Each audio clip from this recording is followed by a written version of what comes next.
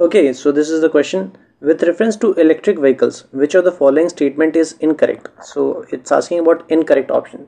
So it's very important कि ध्यान दीजिएगा. First, in an hybrid EV, an internal combustion engine is used to produce electricity with an electrical generator.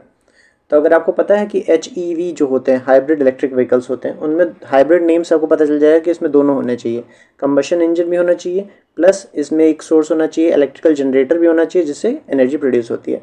तो ये सही है क्योंकि हाइब्रिड ईवी दोनों होते हैं उसमें. Second, a battery EV has no internal combustion engine and can only produce charge from the grid.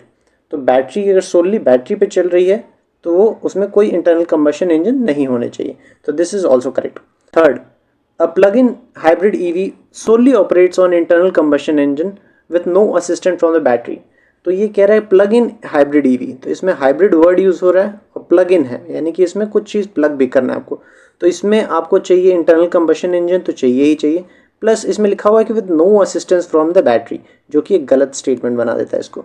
और क्वेश्चन हमें पूछा गया है इनकरेक्ट स्टेटमेंट, तो सी इज़ इनकरेक्ट.